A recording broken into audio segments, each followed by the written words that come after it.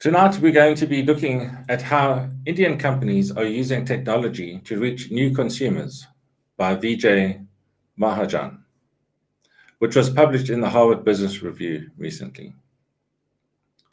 In India, shiny 21st century digital technologies coexist with 19th century challenges, including lack of access to electricity, indoor plumbing, healthcare, and banking. Some companies are using the technologies to tackle the challenges. This article offers examples and advice.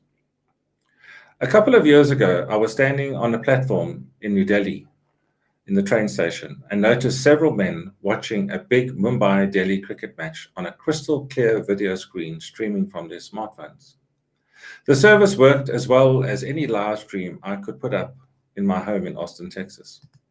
Yet, in some ways, the scene was right out of the 19th century. The air was dusty and hot. There were far more passengers waiting than benches for them to sit on. And it was impossible to ignore all the aromas that waft through India's public spaces. This tension between 19th century challenges and 21st century opportunities creates interesting dynamics for the 86% of global consumers who live in developing countries and the businesses that serve them. The majority of Indians don't have access to indoor plumbing or electricity. Many rural citizens in particular don't have access to high-quality healthcare and schools. But digital technologies have the potential to address many of those challenges. I was already thinking about this in 2017 when I saw the trailers for Toilet, a Love Story, based loosely on a true story about an Indian woman who refused to move in with her new husband because he didn't have an indoor toilet. The film resonated across India. Almost half of the country's population still defecated in the open, according to UNICEF. So to help improve sanitation and to reduce incidents of harassment against women, Prime Minister Modi pledged to build 100 million new toilets across the country. Residents could use a mobile phone app to find the nearest toilet, following the advice of billboards that said, "When nature calls, use your phone." And while stubborn habits and issues with the program's administration remain, the government provided toilets to more than 600 million people in 5 years, according to Modi. The most successful consumer goods companies in India use digital technologies to connect with millions of rural consumers, expand markets by improving economic opportunity, and improve the health and welfare outcomes. Consider the rise of Reliance Jio, a telecom company founded in 2016 by India's richest man, Mukesh Ambani. By providing low-cost phones and offering consumers free 4G data connections for the first 7 months, Jio amassed a huge subscriber base in less than 2 years and set itself up to reshape all kinds of India marketplaces.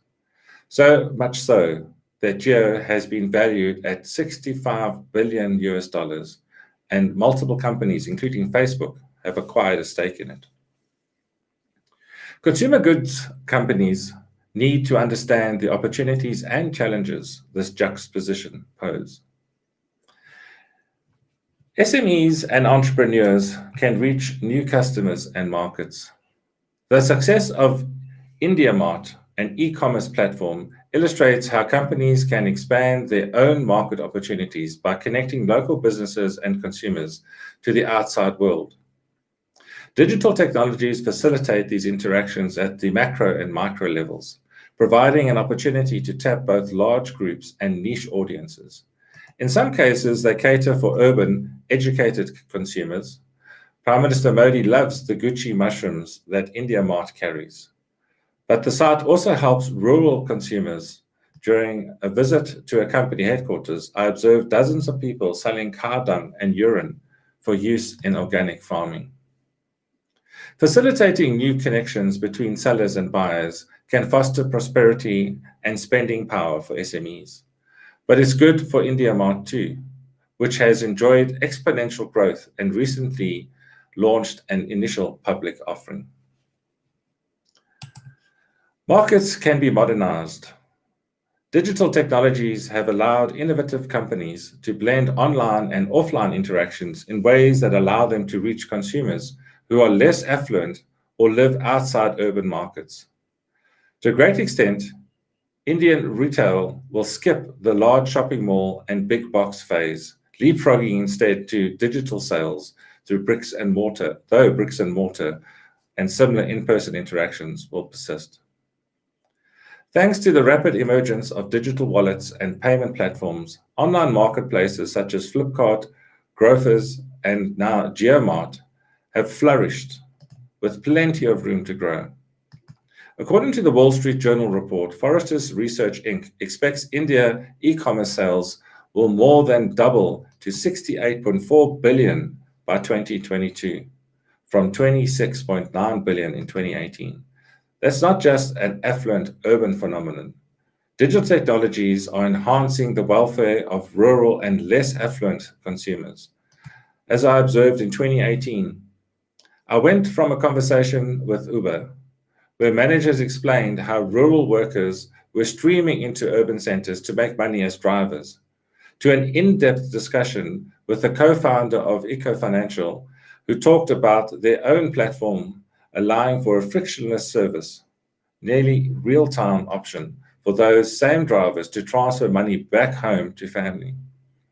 And then to a small shop in the DFL Phase 3 development in suburban New Delhi, where a merchant attended to drivers, delivery men, and others who regularly sent money back to their home villages over the Echo platform.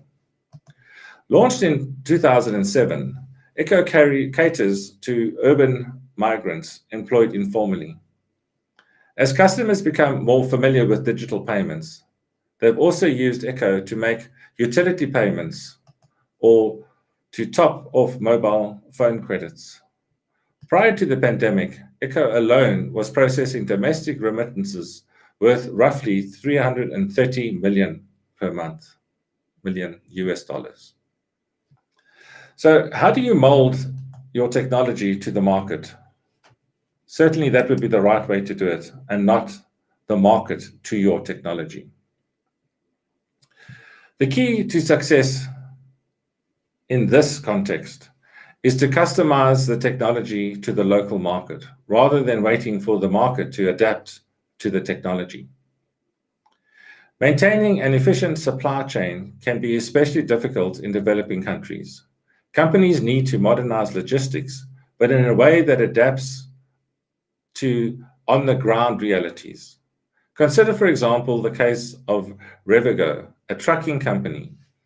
Revigo transformed how trucking and delivery can be done in India, adapting both digital systems and the physical construction of its trucks to improve efficiency and quality of life for its pilots in the past.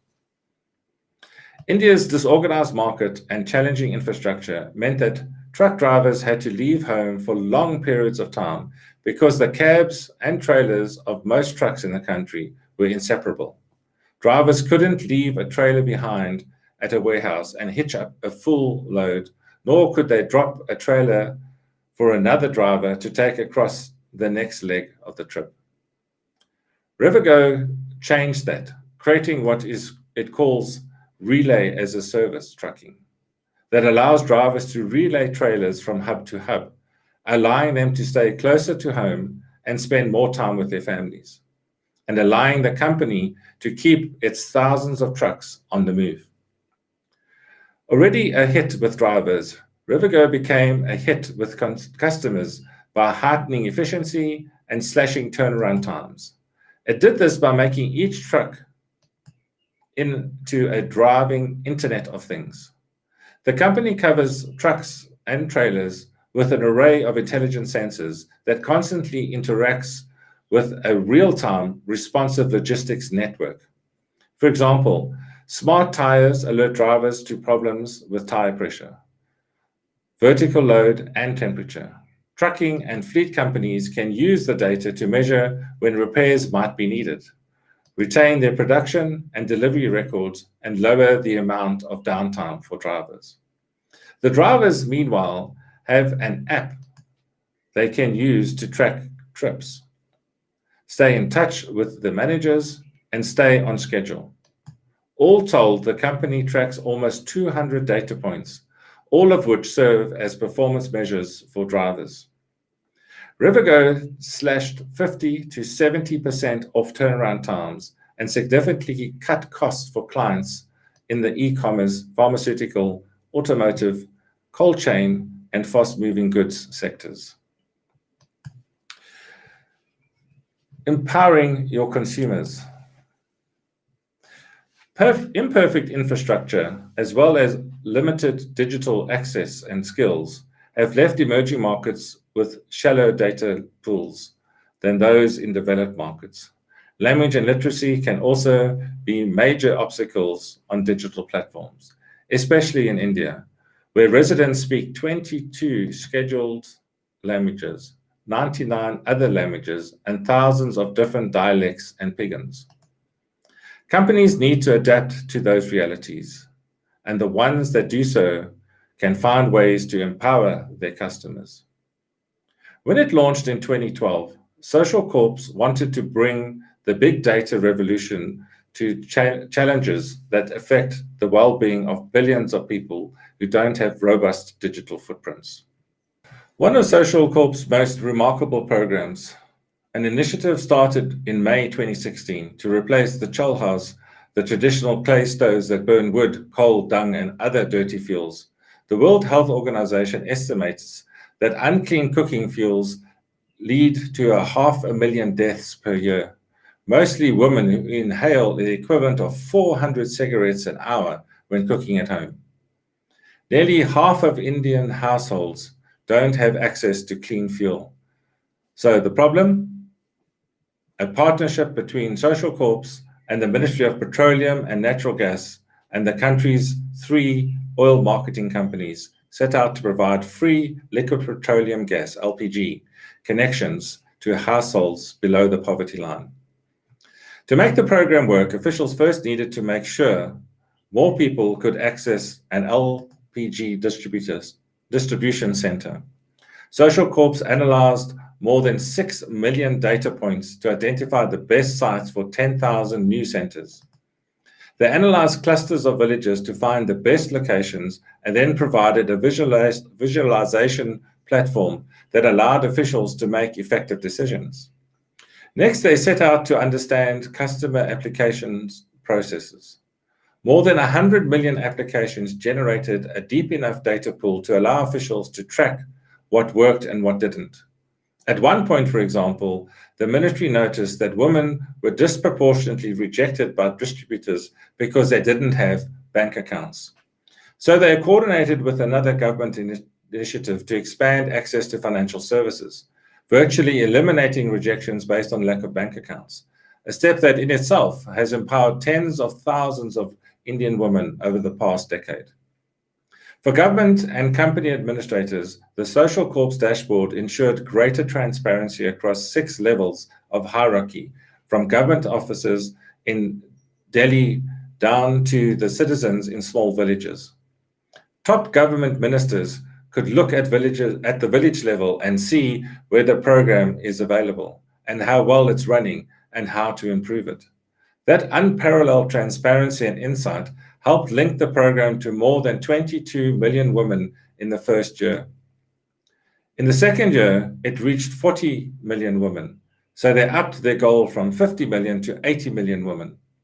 According to the Social Corps website, the program now includes more than 72 million connections. With a little ingenuity, companies can facilitate big wins for disadvantaged consumers using digital technologies and make a good living in doing that. Well, thanks for joining me for this episode of Lifeline. I hope that you've enjoyed this video. If you have, please give us a like and consider subscribing and ringing the notification bell to be notified of new content. This really helps our channel. We stream to YouTube, Facebook, and Twitter for your convenience. Our content is also uploaded to LinkedIn and Instagram. Please join us again tomorrow morning for Cape Up, which will be broadcast at 800 hours and will be hosted by Linda Hammond.